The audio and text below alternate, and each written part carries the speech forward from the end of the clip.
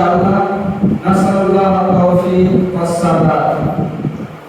রাসূল সাল্লাল্লাহু আলাইহি ওয়াসাল্লাম বলেছেন যে আনাস বিন মালিক রাদিয়াল্লাহু আনহু থেকে বর্ণিত, তিনি বলেছেন রাসূল সাল্লাল্লাহু আলাইহি ওয়াসাল্লাম বলেছেন লা ইউমিনু আহাদুকুম হাত্তা ইউহিব্বা লিআখিহি, তোমাদের মধ্যে কোন ব্যক্তি ততক্ষণ পর্যন্ত মুমিন হতে পারবে না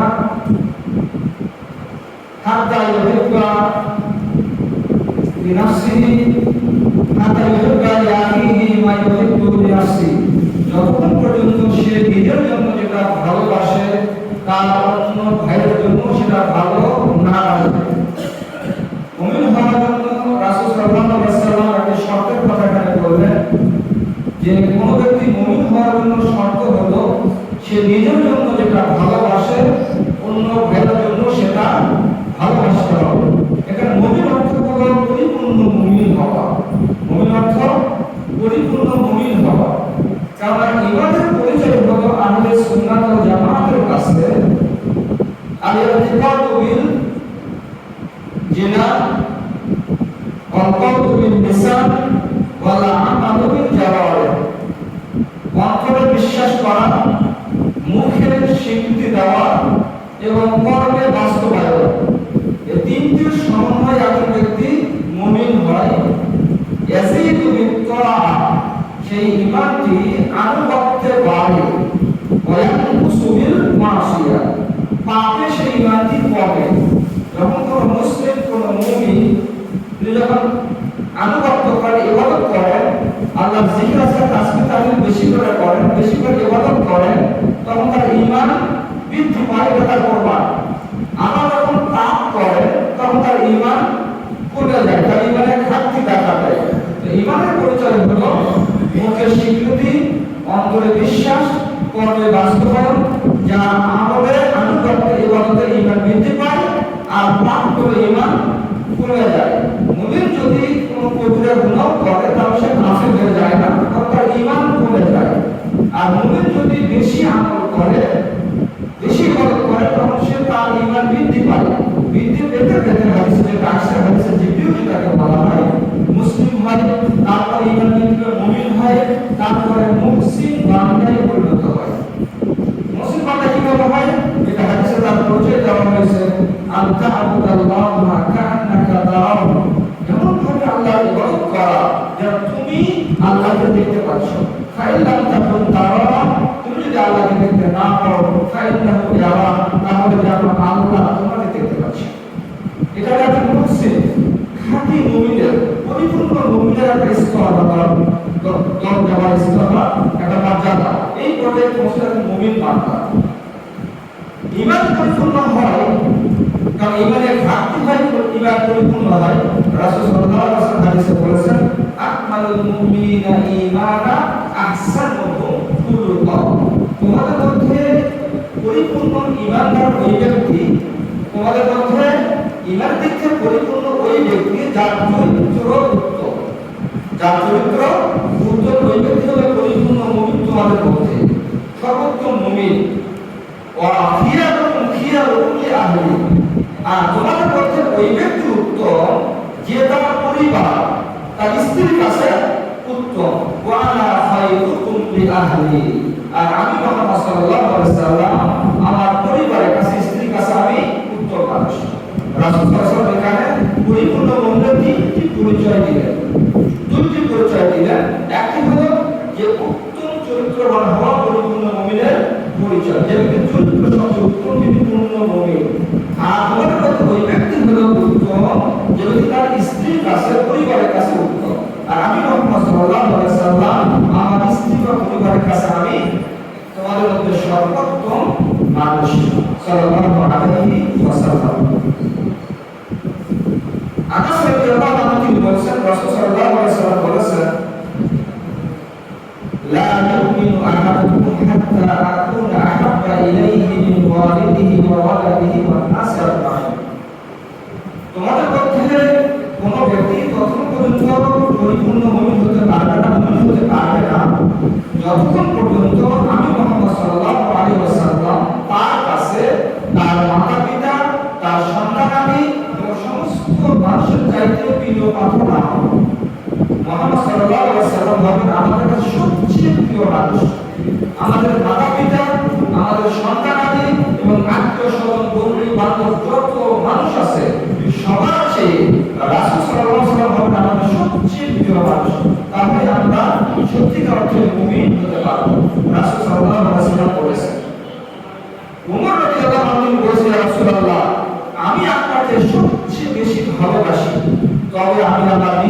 জীবনকে বেশি ভালোবাসি, তারপরে আমি আপনাকে ভালোবাসি। রাসূল সাল্লাল্লাহু আলাইহি ওয়াসাল্লাম বলেন, লা ইয়া ওমর, ওমর তোমার নিজের জীবনের চাইতে আমাকে বেশি ভালোবাসতে হবে, তাহলে তুমি পরিপূর্ণ মুমিন হতে পারবে। ওমর রাদিয়াল্লাহু আনহু কিছু পরে বলে, রাসূলুল্লাহ আমি আমার নিজের জীবনের চাইতেও আপনাকে বেশি ভালোবাসি রাদিয়াল্লাহু আনহু। এভাবে সাহাবায়ে রাসূল সাল্লাল্লাহু আলাইহি ওয়াসাল্লাম সবচেয়ে বেশি ভালোবাসতেন, এমনকি নিজেদের জীবনের চাইতে। কেন? পরিপূর্ণ মুমিন হওয়ার জন্য, সত্যিকার অর্থে মুমিন হওয়ার জন্য রাসূল সাল্লাল্লাহু আলাইহি ওয়াসাল্লামকে আমাদের নিজের জীবনের চাইতে, আমাদের মা বাবার চাইতে, আমাদের সন্তানের চাইতে, এমনকি যত বন্ধু বান্ধব আত্মীয় স্বজন পাড়া প্রতিবেশী আছে সবার চেয়ে রাসূলকে বেশি ভালোবাসতে হবে, তাহলে সত্যিকার অর্থে মুমিন হওয়া যাবে। এর প্রমাণ সাহাবায়ে কেরাম রাদিয়াল্লাহু আনহুম তারা সরাসরি জিহাদের ময়দানে, যুদ্ধের ময়দানে দেখিয়েছেন নিজের জীবনের চাইতে রাসূলকে তারা ভালোবেসেছেন। বদর যুদ্ধের ঘটনা, সাদ বিন মুআয রাদিয়াল্লাহু আনহু বদর যুদ্ধের ময়দানে, যা মদিনা থেকে আসলে 53 কিলোমিটার দক্ষিণ পশ্চিমে সংঘটিত হয়েছিল দ্বিতীয় হিজরি 17 রমাদান, আজকের এই দিনে জুমার দিনে শুক্রবার, কাফের মুশরিকদের সাথে মুসলিমদের মুখোমুখি রাসূলের নেতৃত্বে যুদ্ধ শুরু হওয়ার আগে সাদ বিন মুআয রাদিয়াল্লাহু আনহু তিনি রাসূলকে বলছেন, ইয়া রাসূলুল্লাহ, তিনি পরামর্শের একটা সিংহাসন তৈরি করার, যুদ্ধের ময়দান থেকে একটু দূরে একটা সিংহাসন তৈরি করতে পরামর্শ দিলেন এবং পাহাড়ায় রাসূলের সাথে আবু বকর থাকলেন, সাদ বিন মুআয রাদিয়াল্লাহু আনহু নিজেও সেখানে অবস্থান করলেন। এইজন্য যারা হাদিস সাহেব যারা উমরা করতে গিয়েছেন মক্কা মদিনায়, যারা বদর যুদ্ধের ময়দানে গিয়েছেন, যুদ্ধের ময়দান থেকে একটু দূরে একটা মসজিদ আছে যেটাকে বলা হয় মসজিদুল আরিশ। মানুষের সিংহাসন ওখান থেকে বলা হয় মসজিদুল আরিশ। এই ঘটনাকে কেন্দ্র করে এই মসজিদের নামকরণ করা হয়েছে মসজিদুল আরিশ বা সিংহাসনের মসজিদ। রাসূলের নামাজ বা সিংহাসন তৈরি করেন উঁচু টিলার উপরে, বদর যুদ্ধের ময়দান থেকে একটু দূরে নিরাপদ জায়গায়। রাসূল সাল্লাল্লাহু আলাইহি ওয়াসাল্লাম যুদ্ধের সত্য সেখান থেকে দেখবেন এবং সাদ বিন মুআয রাদিয়াল্লাহু আনহু যে কথা বলতে যাচ্ছি তার রাসূলকে কতটা ভালোবাসেন, তিনি পাহাড় থাকলেন এবং রাসূলের জন্য একটা দ্রুতগামী একটা বাহন রেডি করে রাখলেন, প্রস্তুত রাখলেন। রাসূলকে বলে, ইয়া রাসূলুল্লাহ, যদি ব্যতিক্রম কিছু ঘটে, অর্থাৎ আমরা যদি এখানে পরাজিত হই, আমাদের যদি ব্যতিক্রম কিছু ঘটে, বিপদ আপনি যদি দেখতে পান, তাহলে এই দ্রুতগামী বাহনে চড়ে আপনি নিরাপদে দ্রুত মদিনায় চলে যাবেন। কেননা আমরা যারা এখানে আছি, আমাদের যে মদিনায় যারা আছে তারা আপনাকে আমাদের থেকে অনেক বেশি ভালোবাসে এবং আপনাকে তারা সাংস্কৃতিক থেকে নিরাপত্তা দান করবে রাদিয়াল্লাহু আনহু। এটা রাসূলের ভালোবাসার নমুনা। উহুদ যুদ্ধের ময়দানে যুদ্ধ শেষ হয়ে গেছে, প্রায় 70 জন সাহাবী শাহাদাত বরণ করেছেন। রাসূল সাল্লাল্লাহু আলাইহি ওয়াসাল্লাম তাদের লাশগুলোকে জমা করা হচ্ছে, শহীদের লাশগুলোকে জমা করা হচ্ছে দাফন করার জন্য। রাসূল সাল্লাল্লাহু আলাইহি ওয়াসাল্লাম তার আগের ঘটনা, যুদ্ধের মধ্যে তালহা বিন উবাইদুল্লাহ রাদিয়াল্লাহু আনহু, এক পর্যায়ে আমরা জানি রাসূলের নির্দেশকে অমান্য করার কারণে, ব্যতিক্রম ঘটার কারণে কাফিররা পিছন দিক থেকে আক্রমণ করার সুযোগ পেয়েছিল, বিপর্যয় নেমে এসেছিল। রাসূল সাল্লাল্লাহু আলাইহি ওয়াসাল্লাম আহত হন, রক্তাক্ত হন, প্রায় 70 জন সাহাবী শাহাদাত বরণ করেন। কঠিন মুহূর্ত, একদল মুশরিক রাসূলকে আক্রমণ করতে সামনে এগিয়ে আসে। রাসূল সাল্লাল্লাহু আলাইহি ওয়াসাল্লাম বলেন, মালিল কওম, কে আসবে এদের প্রতিহত করবে, মোকাবেলা করবে? তখন তালহা রাদিয়াল্লাহু আনহু বলেন, আনা ইয়া রাসূলুল্লাহ, আল্লাহ রাসূল সাল্লাল্লাহু আলাইহি ওয়াসাল্লাম, আমি যাব তাদের মোকাবেলা করতে। রাসূল সাল্লাল্লাহু আলাইহি ওয়াসাল্লাম বললেন, মাকানা, তুমি তোমার জায়গায় থাকো। এরপর একে একে করে প্রায় 10-12 জন আনসারী সাহাবী তারা একে একে কাফের থেকে ঠেকানোর জন্য মোকাবেলা করতে গেলেন, কিন্তু তারা কেউ সেখানে টিকতে পারলেন না, শাহাদাত বরণ করলেন। এবার রাসূলের পাশে সেই কঠিন মুহূর্তে তালহা বিন উবাইদুল্লাহ রাদিয়াল্লাহু আনহু একা। রাসূল সাল্লাল্লাহু আলাইহি ওয়াসাল্লাম বলেছেন, মালিল কওম, কে আসলে মোকাবেলা করবে? তালহা রাদিয়াল্লাহু আনহু বলেছেন, আনা ইয়া রাসূলুল্লাহ, আল্লাহ রাসূল, আমি যাব তাদের মোকাবেলা করতে। রাসূল সাল্লাল্লাহু আলাইহি ওয়াসাল্লাম তাকে অনুমতি দিলেন। তিনি গিয়ে একাই বীরত্বের সাথে যুদ্ধ করলেন, পুরা কাফের মুশরিককে একাই তিনি মোকাবেলা করলেন। রাসূলের সামনে তার হাতের আঙ্গুলগুলি কেটে পড়ে গেল। তিনি বললেন, হাসি, কষ্টদায়ক শব্দ আরবরা বলে থাকে আরবিতে। রাসূল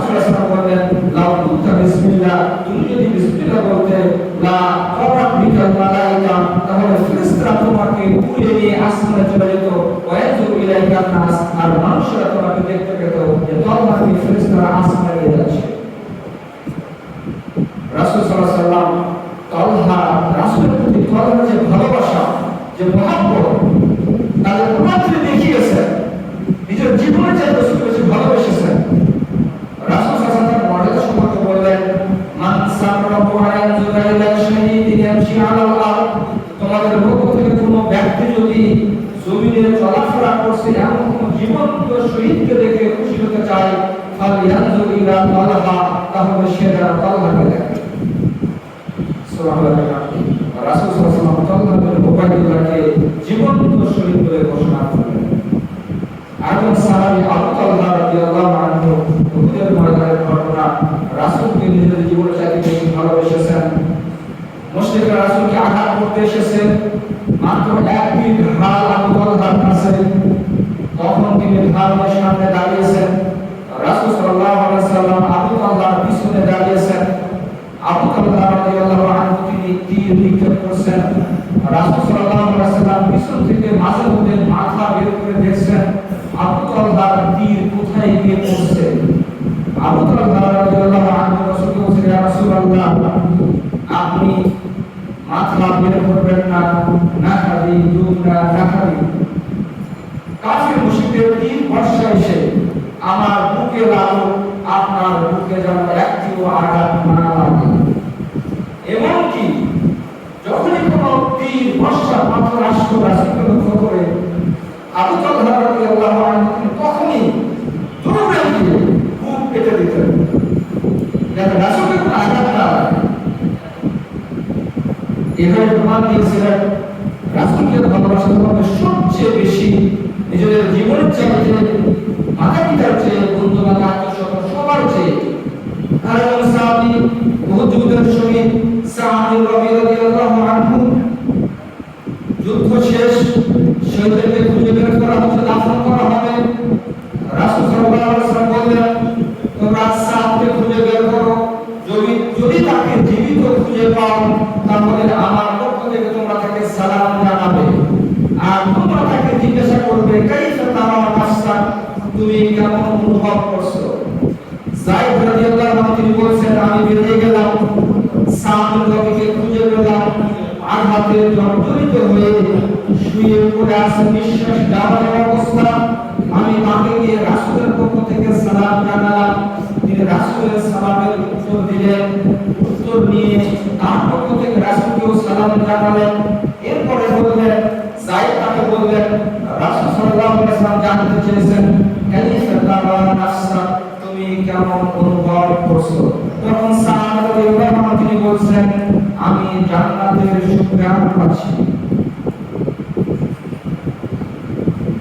তার শেষ কথা কিছু জানেন, মনুষ্য অবস্থা, নিঃশ্বাস যাওয়ার অবস্থা, এই মুহূর্তে তার শেষ কথা ছিল, তিনি বলছেন উপস্থিত সাহাবীদেরকে লক্ষ্য করে বা যায়েদকে লক্ষ্য করে যে আমার পক্ষ থেকে, তিনি আনসারী সাহাবী ছিলেন, মদিনার আনসারী সাহাবী, রাসূলকে যারা ভালোবেসেন তাদের মধ্যে তিনি একজন, তিনি বলছেন যে আমার পক্ষ থেকে আমার আনসারী যারা সাথী আছে তাদের কাছে এই সংবাদ পৌঁছে দিবেন যে তাদের মধ্যে একজন জীবিত থাকা সত্ত্বেও আল্লাহর রাসূলের যদি সামান্য কোনো ক্ষতি হয় তাহলে তাদের কোনো কৈফিয়ত আল্লাহর কাছে গ্রহণ করা হবে না। এই কথা বলে সেখানে তিনি সাধন কথা রাদিয়াল্লাহু আনহু বলছিলাম, রাসূলের হাদিস, লা ইলাহা হাত্তা আকুনা আহাব্বা ইলাইহি মিন ওয়ালিদিহি ওয়া ওয়ালাদিহি ওয়ান নাসি আজমাইন।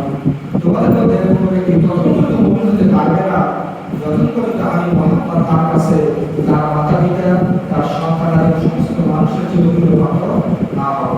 সাহাবায়ে কেরাম রাদিয়াল্লাহু আনহুম সেই প্রমাণ তারা দেখিয়েছেন সরাসরি যুদ্ধের ময়দানে, নিজেদের জীবনের চাইতে রাসূলকে বেশি ভালোবেসেছেন। আরেকটি ঘটনা, চমৎকার ঘটনা, যদিও সনদে কিছুটা দুর্বলতা আছে, কোনো বিদ্যান বলেছেন, উহুদ যুদ্ধের ময়দানের ঘটনা। একজন মদিনার সাহাবী, যুদ্ধ শেষ হয়ে গেছে, তার স্বামী, তার পিতা, তার সন্তান উহুদের ময়দানে অংশগ্রহণ করেছে যুদ্ধে এবং তারা শাহাদাত বরণ করেছে। যুদ্ধ শেষে তিনি হন্তদন্ত হয়ে যুদ্ধের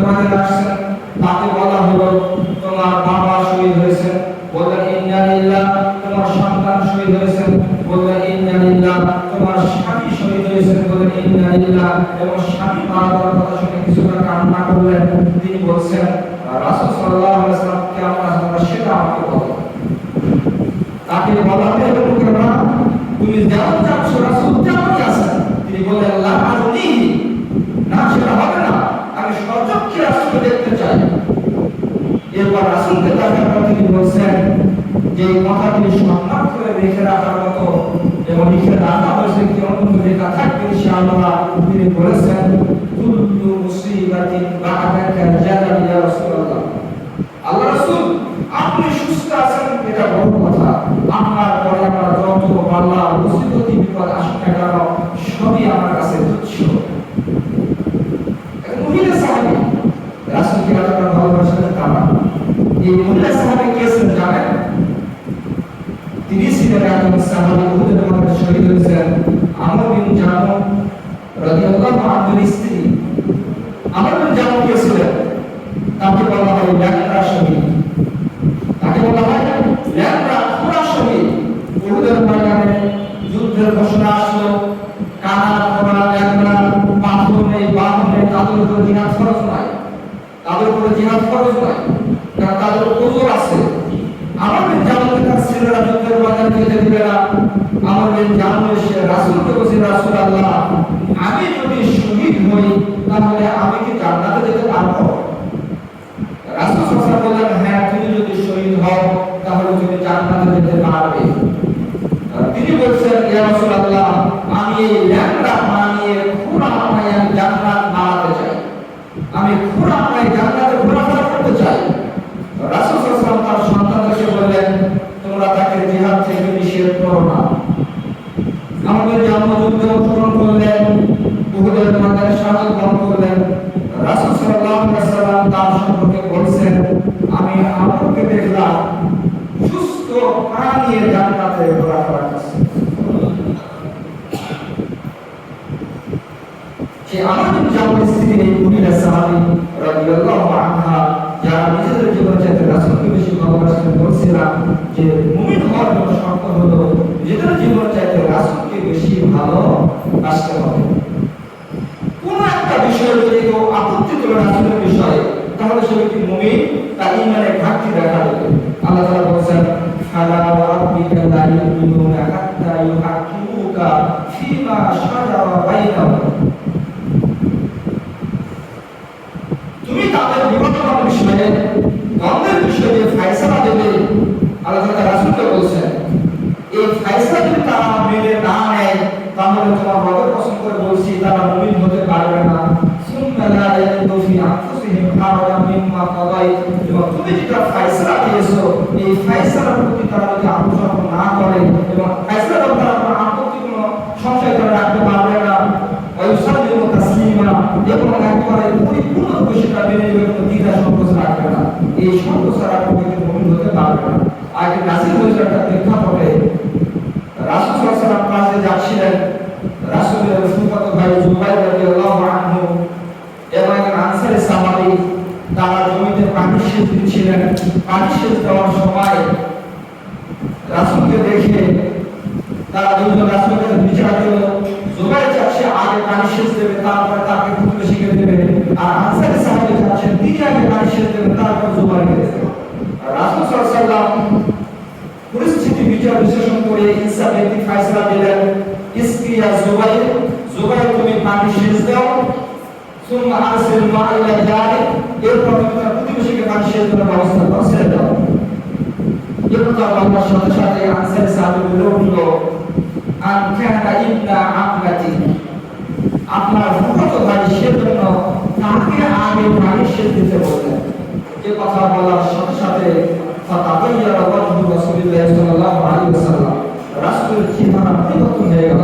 কারণ রাসূল সাল্লাল্লাহু আলাইহি ওয়াসাল্লাম কখনো কারোর উপর অবিচার করবেন না, তিনি সুবিচারক, তিনি ন্যায় বিচারক, কখনো কোনো বিষয়ে তিনি কখনো বেইজ্জতি করবেন না।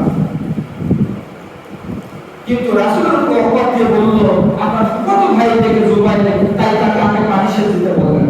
রাসূল সাল্লাল্লাহু আলাইহি ওয়াসাল্লাম বললেন, ইসকিয়া জুবাইর সুম্মা আমসিকুল মা হাত্তা ইয়াসবা ইলা জিদিল, জুবাইর তুমি পানি সেচ দিতে থাকো, একবার বন্ধ করে রাখো যতক্ষণ পর্যন্ত একবার আইন করে না যায়, তারপরে তুমি ছেড়ে দেবে বেশি। বলছিলাম রাসূলের ফয়সালাকে মেনে নিতে হবে, তাহলে পরিপূর্ণ মুমিন হওয়া যাবে। রাসূলের ফয়সালাকে মেনে না নিলে পরিপূর্ণ মুমিন হওয়া যাবে না। ঈমানে ঘাটতি হবে এবং কোনো কোনো ক্ষেত্রে এক ঈমান থেকে খারিজ হয়ে যেতে পারে।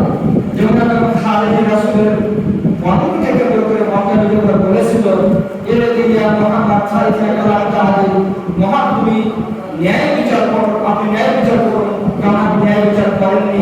রাসূল সাল্লাল্লাহু আলাইহি ওয়াসাল্লাম বলেছেন, তোমার জন্য ধ্বংস সর্বনাশ, ইল্লাম আ'দিল সামাইয়া আছে, আমি মুহাম্মদ যদি ন্যায় বিচার না করি তাহলে পৃথিবীতে কে আছে ন্যায় বিচার করবে? ওই লোকটির পরিচয় ছিল কুরাইশ এবং রাসূল সাল্লাল্লাহু আলাইহি ওয়াসাল্লাম ঘোষণা করেছিলেন যে এর বংশে এর সিলসিলার অনুসারী কিছু লোক হবে যারা দিন থেকে বেরিয়ে যাবে, যেমন তীর ধনুক থেকে বেরিয়ে যারা ফিরে আসে না, তারা হবে খালিদ। কোরআন তেলাওয়াত করে কখনো অতিক্রম করবে না। তাই হয়েছিল ঘোষণা অনুযায়ী খালিদ উদ্ধার করেছিল। অর্থাৎ পরিপূর্ণ মুমিন হওয়ার জন্য, সত্যিকারের মুমিন হওয়ার জন্য রাসূলের প্রতি পূর্ণ ভালোবাসা রাখতে হবে। রাসূল সাল্লাল্লাহু আলাইহি ওয়াসাল্লাম বলেছেন, আল্লাহু লা ইউমিন, আল্লাহু লা ইউমিন, ইল্লা মান ইয়া রাসূলুল্লাহ।